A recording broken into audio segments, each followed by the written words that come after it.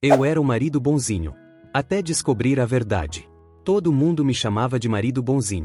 As amigas dela, a família dela, até os meus próprios amigos. Você é muito bonzinho com ela. Falavam com aquele sorriso de canto de boca que eu nunca soube interpretar direito. Eu levei anos para entender que bonzinho não era elogio. Era aviso. Era uma quarta-feira à noite quando o mundo virou de cabeça para baixo. Ela havia saído para um jantar de trabalho. Coisa comum, acontecia todo mês, eu nunca havia questionado porque eu era o marido bonzinho e marido bonzinho não questiona. Eu estava em casa quando o celular dela vibrou na bancada da cozinha. Ela havia esquecido. Eu olhei para a tela sem intenção nenhuma de ler. Mas a mensagem estava lá, visível, sem precisar desbloquear nada. E o nome que apareceu em cima da mensagem era o nome do chefe dela. Até aí, tudo normal. Jantar de trabalho, chefe manda mensagem, faz sentido. Mas a mensagem dizia: tô com saudade do seu cheiro. Eu fiquei parado com o celular na mão por um tempo que não sei calcular. Depois pousou o celular de volta na bancada. Exatamente onde estava. E fui sentar no sofá esperar ela chegar. Ela chegou às 11h30. Entrou pela porta com aquele sorriso de quem passou a noite bem, joias no lugar, batom refeito, a leveza de quem não carrega nada. Ainda acordado, ela disse: tava te esperando. Ela jogou a bolsa na cadeira, foi até a cozinha, pegou um copo d'água. Demorou mais do que eu pensei. O jantar se estendeu. Com quem você foi? A equipe toda. Já te falei. O Rafael foi. Uma pausa. Pequeníssima. Quase imperceptível. Foi. É o chefe, né? Eu não disse mais nada. Ela foi pro quarto. Tomou banho. Voltou. Deitou. Dormiu em 15 minutos. Eu fiquei olhando pro teto até as 3 da manhã com uma mensagem de 4 palavras queimando dentro da cabeça. Tô com saudade do seu cheiro. No dia seguinte ela saiu cedo. Assim que a porta fechou eu fui até a bancada da cozinha. O celular dela ainda estava lá. Eu sei que existe um debate moral sobre isso. Sobre privacidade, sobre confiança, sobre o que é certo fazer nessa situação. Eu respeito esse debate. Mas quando você passa a noite toda acordado com 4 palavras na cabeça, o debate moral perde um pouco da força. Eu peguei o celular. Ela não tinha senha. Nunca havia precisado ter, porque eu era o marido bonzinho e marido bonzinho não olha celular de ninguém. Abri as mensagens. A conversa com o Rafael tinha 3 meses. 3 meses de mensagens que eu li da primeira até a última sentado no chão da cozinha com as costas na parede e o estômago num lugar que não era o estômago. Não vou detalhar o conteúdo porque parte disso não cabe aqui. Mas o suficiente para dizer que não era uma paquera inocente, não era uma tensão de escritório que nunca havia saído do lugar. Era uma relação construída com tempo, com planejamento, com aquele tipo de linguagem que só existe entre pessoas que já cruzaram todas as linhas possíveis. E tinha uma mensagem de 2 semanas atrás que me fez parar completamente. Ela havia mandado para ele nunca vai descobrir. Ele confia demais. É bonzinho demais para suspeitar. Bonzinho demais para suspeitar. Eu pousou o celular no chão do lado de mim. E fiquei sentado ali por 1 hora inteira sem me mover. Eu poderia ter ligado para ela naquele momento. Poderia ter mandado mensagem, poderia ter ido até o trabalho dela, poderia ter feito qualquer coisa que fosse imediata e visceral e humana. Mas aquela mensagem havia feito alguma coisa dentro de mim que eu não havia sentido antes. Ela não havia me traído porque eu era descuidado. Ela havia me traído porque eu era previsível. Porque ela havia calculado que eu era seguro demais para ser uma ameaça. Que o meu amor tranquilo e sem questionamentos era uma garantia de impunidade. Bonzinho demais para suspeitar. Naquele momento eu decidi uma coisa. Eu não ia explodir. Eu não ia confrontar na raiva. Eu ia saber tudo antes de dizer uma única palavra. Porque se ela havia me subestimado por anos, eu ia usar exatamente isso. Nos dias seguintes eu me tornei o melhor ator que eu nunca soube que era. Jantar na mesa. Beijo de boa noite. Fim de semana normal. Aquele marido bonzinho que ela havia descrito com tanta certeza para ele continuou existindo na superfície enquanto por baixo eu construía um quadro completo. Comecei a prestar atenção em coisas que antes eu havia deixado passar. As saídas de trabalho que terminavam tarde. Os fins de semana com as amigas que ela não conseguia descrever direito quando eu perguntava como havia sido. O celular que agora nunca saía da mão dela, quando antes ficava largado em qualquer lugar da casa. Eu anotava tudo. Não de forma paranoica. De forma metódica. E numa sexta-feira, quando ela disse que ia a um happy hour com a equipe, eu disse que tudo bem, dei um beijo nela na porta, fechei a porta, esperei 5 minutos e saí. Eu sabia o nome do bar. Ela havia mencionado uma vez sem querer numa conversa descuidada semanas antes. Fui até lá. Eu os vi antes que eles me vissem. Ela e o Rafael. Numa mesa do fundo, não com a equipe toda como ela havia dito. Sozinhos. Vinho na mesa, a postura de dois corpos que se conhecem bem, aquela proximidade que não precisa de toque para comunicar tudo. Eu fiquei parado na entrada do bar por talvez 30 segundos. Então virei e fui embora. Não entrei. Não cheguei na mesa. Não fiz a cena que todo mundo imagina nessa situação. Fui embora porque eu já tinha o que precisava. E porque eu havia decidido que quando eu fosse ter essa conversa, ia ser no meu tempo, no meu terreno, com todas as informações na mão. Voltei para casa. Fiz um chá. Sentei no sofá. Quando ela chegou às 10 da noite com a história do happy hour animado que havia durado mais do que o esperado, eu disse que bom, perguntei se ela tinha comido, e fui dormir. No sábado de manhã eu fiz café para dois como sempre. Ela sentou à mesa de bom humor, aquela leveza de quem está vivendo uma vida paralela satisfatória sem nenhum sinal de que o chão está prestes a se mover. Eu sentei do lado oposto. Peguei o celular. Abri a galeria.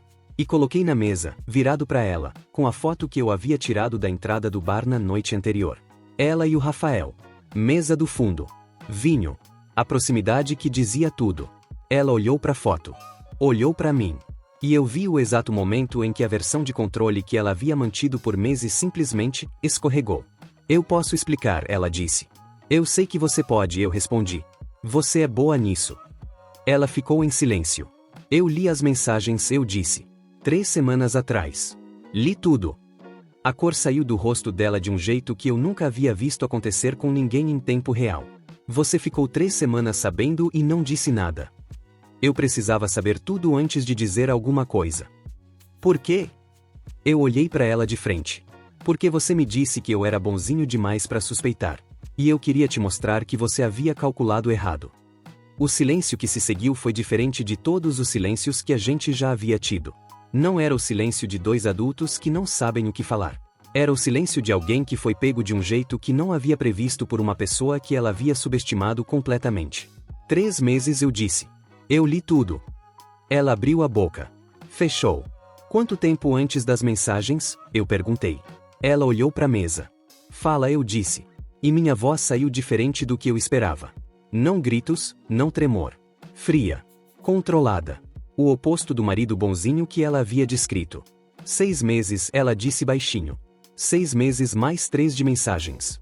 9 meses. Tá bom, eu disse. Me levantei. Fui até o quarto. Peguei uma mochila. Coloquei o essencial dentro. Voltei para a sala. Ela continuava sentada à mesa, imóvel, olhando para a xícara de café que estava esfriando do lado da foto que eu havia deixado na mesa. Onde você vai? Ela perguntou. Pensar. Por quanto tempo? Não sei. Você volta? Eu parei na porta. Me virei para ela. Você passou 9 meses me traindo porque calculou que eu era previsível demais para reagir. Você vai ter que esperar para descobrir se calculou certo dessa vez também. E fechei a porta. Fui para casa do meu irmão mais velho, Gustavo. Gustavo, que quando abriu a porta e viu minha cara não fez nenhuma pergunta, só abriu espaço e disse que o quarto de hóspedes estava pronto. Fiquei 3 dias lá. No primeiro dia não fiz nada de útil. Fiquei andando pelo apartamento dele, comendo mal, dormindo em horários errados, com aquele barulho constante dentro da cabeça de quem está processando uma quantidade de informação que o sistema não foi feito para processar tão rápido. No segundo dia eu liguei pro Cláudio. Cláudio, meu amigo de 15 anos, que ouviu tudo em silêncio do começo ao fim e quando eu terminei disse apenas: o que você precisa agora? Não deu opinião. Não disse o que eu devia fazer. Só perguntou o que eu precisava. Não sei, eu disse. Então você não precisa saber agora. Ele veio naquela tarde. Trouxe comida. Ficamos jogando videogame por 4 horas sem falar sobre nada importante, e isso foi exatamente o que eu precisava. No terceiro dia ela mandou mensagem. Uma mensagem longa. Escrita com cuidado, sem desculpas fáceis, sem a narrativa de autopreservação que eu havia esperado. Ela havia ficado 3 dias sozinha com tudo aquilo e o que havia escrito era diferente do que eu esperava. Ela disse que não havia explicação que consertasse. Que ela havia feito escolhas ruins por muito tempo e havia se convencido de que eu não seria afetado porque eu parecia não precisar de muito. Que a estabilidade que eu oferecia havia se tornado, na cabeça dela, sinônimo de ausência de necessidade. Que ela havia confundido minha tranquilidade com indiferença e havia preenchido um vazio que talvez não fosse real com algo que havia destruído o que era. Eu li 3 vezes. Depois guardei o celular e fui dormir. Voltei no 4º dia. Não porque havia decidido ficar, mas porque decisões reais não se tomam de dentro da casa do irmão com uma mochila de 3 dias. Ela estava em casa. Levantou quando eu entrei, com aquela postura de quem não sabe o que esperar e está tentando ocupar o mínimo de espaço possível. Obrigada por voltar, ela disse. Eu não voltei com uma decisão, eu disse logo. Voltei para ter uma conversa de verdade. Eu sei. A gente sentou na sala. Eu na poltrona, ela no sofá. A distância pequena que comunicava uma coisa grande. Eu preciso entender uma coisa, eu disse. Não os detalhes. Não o que aconteceu onde. Eu preciso entender como você chegou na conclusão de que eu era bonzinho demais para suspeitar. O que eu fiz, ou não fiz, que te deu essa certeza? Ela ficou em silêncio por um momento. Você nunca perguntava nada, ela disse. Eu chegava tarde e você não perguntava. Eu saía e você não queria saber detalhes. Eu ficava no celular por horas e você não dizia nada. Você confiava de um jeito que com o tempo começou a parecer desinteresse. Confiança pareceu desinteresse. Eu sei como soa. Soa como você usando a minha tranquilidade contra mim. Soa assim porque foi isso. Ela olhou para mim de frente. Eu errei a leitura do que você era. E usei o erro para justificar o que eu queria fazer de qualquer jeito. Essa honestidade me pegou de surpresa. Pelo menos você não está tentando colocar em mim, eu disse. Seria mais fácil. Mas seria mentira. A conversa durou horas. Teve momento em que a voz dela tremeu. Teve momento em que a minha também. Teve perguntas que eu fiz que eu me arrependi de ter feito porque as respostas doíam mais do que o silêncio teria doído. Mas teve também um momento, em algum ponto da noite, em que eu olhei para ela e percebi que a mulher na minha frente era diferente da mulher que havia jantado tranquila enquanto eu olhava pro teto. Não porque ela havia mudado da noite pro dia, mas porque o peso de ter sido descoberta, de ter ficado 3 dias sozinha com tudo aquilo, de ter tido que escrever aquela mensagem sem poder se esconder atrás de nenhuma narrativa, havia tirado alguma camada que eu não sabia que existia. O que estava na minha frente era mais real. E mais real era mais difícil de simplesmente descartar. Eu não tomei uma decisão naquela noite. Disse que precisava de tempo. Que ia continuar em casa, mas que precisava de espaço dentro de casa, que não era normal ainda e que ela precisava respeitar o ritmo disso sem tentar apressar nada. Ela concordou com tudo sem negociar nenhum ponto. O Rafael foi demitido 2 semanas depois. Não por mim, não por ela. Por uma questão interna da empresa que não tinha nada a ver com nada disso. Mas o universo às vezes tem um senso de timing que parece roteiro. Ela me contou assim que soube. Não porque eu havia pedido para ser avisado. Porque ela havia decidido que transparência total era o mínimo que podia oferecer. Você está bem? Eu perguntei. Ela me olhou com uma expressão que eu não soube classificar. Estou aliviada, ela disse. E envergonhada por estar aliviada. Eu assenti. Não disse nada mais sobre o assunto. Terapia começou um mês depois. A terapeuta fez uma coisa nas primeiras sessões que eu não esperava. Ela me perguntou sobre o marido bonzinho. Não sobre o que ela havia feito. Sobre o que eu havia construído como identidade dentro do casamento. Quando você diz que era o marido bonzinho, o que isso significa para você? Ela perguntou. Eu pensei antes de responder. Significa que eu nunca criava problema. Que eu confiava sem questionar. Que eu dava espaço sem pedir nada em troca. E isso era o que você queria ser ou o que você havia aprendido que devia ser? Pausa longa. Aprendi, eu disse. Alguém que não incomoda, não cobra, não complica. E o que você abriu mão para ser isso? Eu fiquei em silêncio. De voz, eu disse eventualmente. De presença. De ocupar espaço de verdade. A terapeuta anotou alguma coisa. Então os dois chegaram aqui com um trabalho para fazer, ela disse. Não era absolvição do que ela havia feito. Era um mapa mais completo do território. Meses depois. Eu não sou mais o marido bonzinho. Não no sentido ruim da palavra, não no sentido de que me tornei difícil ou desconfiado ou que vivo checando o celular. Mas no sentido de que aprendi a ocupar espaço. A fazer perguntas quando algo me incomoda. A dizer o que preciso sem achar que precisar de algo é um defeito. Ela está em terapia individual também. Trabalhando as coisas que a levaram a fazer escolhas que ela mesma não consegue explicar completamente ainda. A gente continua junto. Não porque é fácil, não porque o passado sumiu. Mas porque dois adultos que finalmente estão sendo honestos um com o outro têm uma chance real que dois adultos vivendo em versões falsas de si mesmos não têm. Certa noite, uns 4 meses depois de tudo, a gente estava jantando quando ela pousou o garfo e me olhou. Você me assustou, ela disse. Como assim? Quando você pousou o celular na mesa com a foto. Quando você disse que havia lido as mensagens 3 semanas antes e não tinha dito nada. Ela parou. Eu pensei que te conhecia. Eu não te conhecia. Você conhecia a versão que eu deixava aparecer, eu disse. Qual versão eu estou conhecendo agora? Eu pensei por um segundo. A real, eu disse. Pela primeira vez. Ela ficou me olhando por um longo momento. Eu prefiro essa, ela disse. Eu também, eu respondi. Todo mundo me chamava de marido bonzinho. Eu levei anos para entender que bonzinho não era o problema. O problema era o que eu havia escondido embaixo do bonzinho. A voz que eu havia silenciado. A presença que eu havia minimizado. O espaço que eu havia deixado de ocupar porque alguém em algum momento me ensinou que ocupar espaço era inconveniente.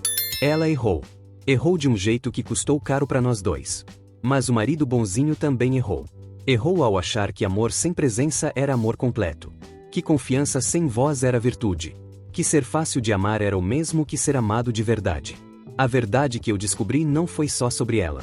Foi sobre mim. E essa, de todas as descobertas, foi a mais difícil e a mais necessária.